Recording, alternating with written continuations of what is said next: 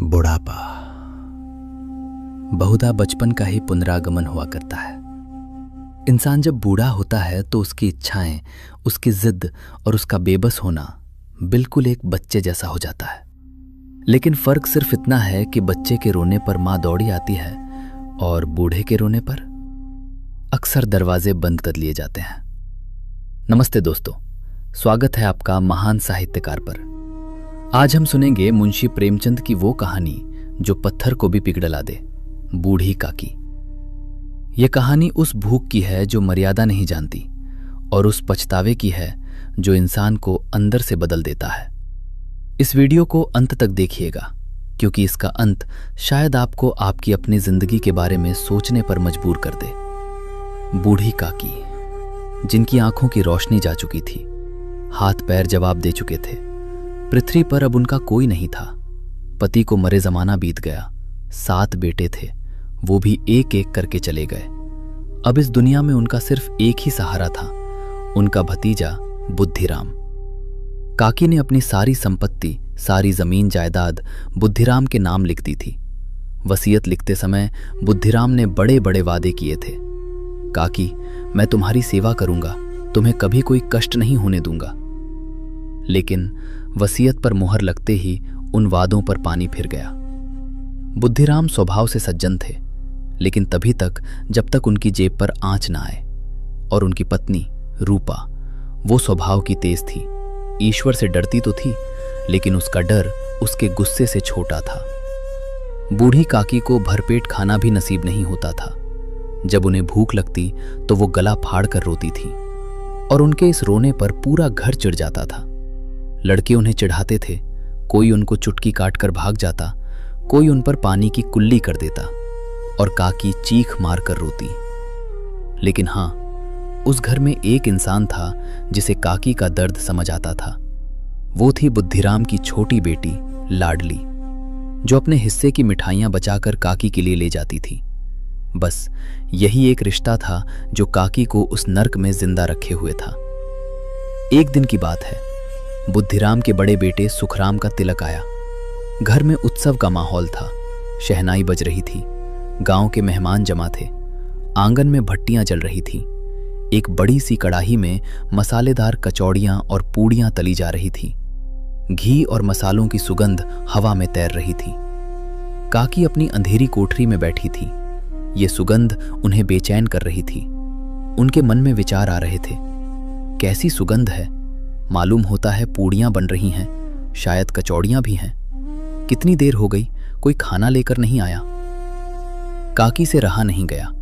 आंखें थी नहीं तो वो टटोलती हुई, हाथों के बल रेंगती हुई, चौखट पार करके धीरे धीरे कड़ाही के पास आ बैठी, सिर्फ उस महक को करीब से महसूस करने के लिए।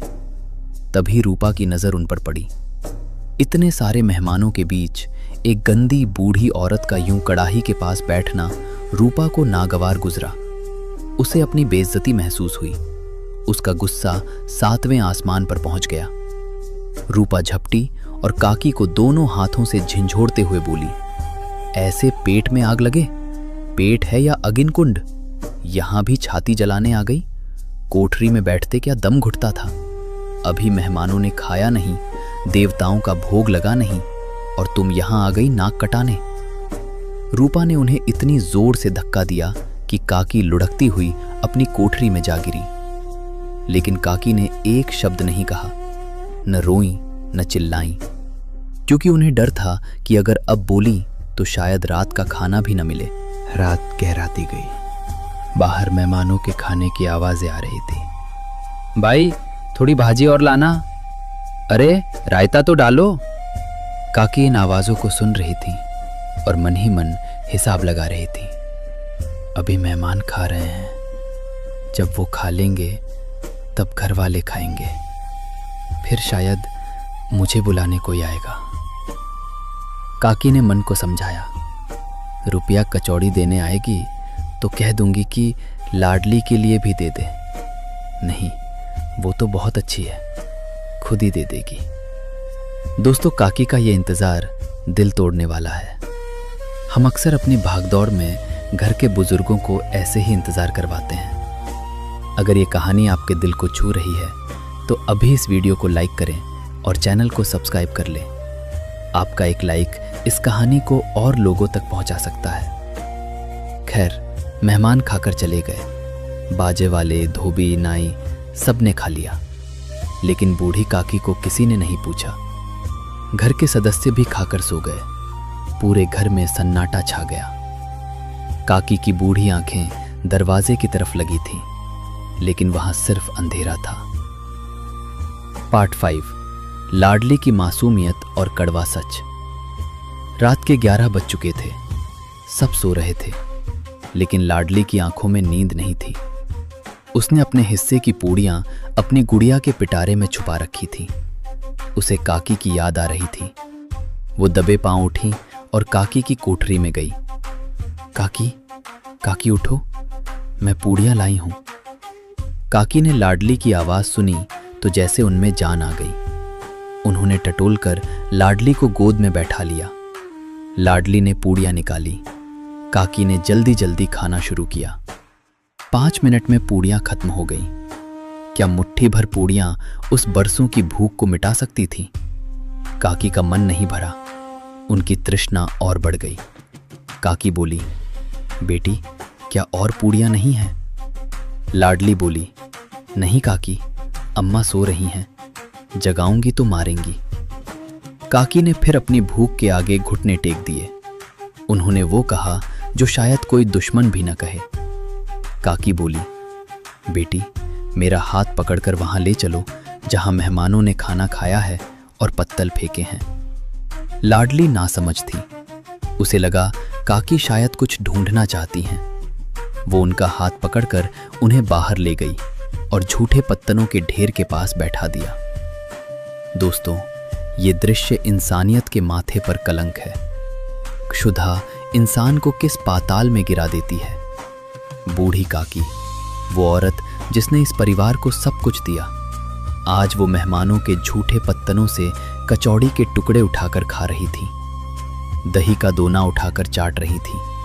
ठीक उसी वक्त रूपा की आंख खुली। उसे लाडली बिस्तर पर नहीं दिखी तो वो बाहर आई और उसने जो देखा उसका कलेजा मुंह को आ गया। उसे अपनी आंखों पर विश्वास नहीं हुआ। एक पल के लिए उसे लगा कि आसमान फट जाए और वो उसमें समा जाए। ये वो काकी हैं जिनकी जायदाद पर वो आज ऐश कर रही है, और वो आज कुत्तों की जगह बैठकर पत्तल चाट रही हैं। रूपा का सारा गुस्सा, सारी नफरत उस एक पल में पिघल गई। उसकी आंखों से आंसुओं की धार बह निकली। ये दृश्य उसे जीवन भर के लिए बदल देने वाला था। रूपा तुरंत अंदर गई। उसने दिया जलाया, भंडार घर का दरवाजा खोला। एक थाली में ढेर सारी पूड़ियां, कचौड़ियां, मसालेदार सब्जी, दही और मिठाई सजाई और काकी के पास जाकर बोली, काकी उठो, भोजन कर लो। मुझसे आज बड़ी भूल हुई। भगवान से प्रार्थना करना कि वो मेरा अपराध माफ कर दें। काकी ने सब कुछ भुला दिया। वो उन पूड़ियों पर ऐसे टूट पड़ी जैसे कोई भूखा शेर शिकार पर टूटता है। एक एक निवाला लेते हुए वो रूपा को आशीर्वाद देती जा रही थी। उनके रोए रोए से दुआएं निकल रही थीं। और रूपा वहां बैठी उस स्वर्गीय दृश्य को देख रही थी। आज उसे वो शांति मिल रही थी जो शायद लाखों की जायदाद पाकर भी नहीं मिली थी। दोस्तों, काकी का पेट तो भर गया, लेकिन ये कहानी हमारे मन में एक खालीपन छोड़ जाती है। मुंशी प्रेमचंद जी पूछते हैं, क्या एक वसीयत के कागज की कीमत एक इंसान की भूख और इज्जत से ज्यादा है? कहीं न कहीं हम सब में एक रूपा या बुद्धिराम छिपा है, जो अपनी दुनिया में इतना मगन है कि घर के बुजुर्गों की मौन चीख उसे सुनाई नहीं देती। आज ही, अभी अपने घर के बड़ों के पास बैठिए, उनसे 2 मीठे बोल बोलिए।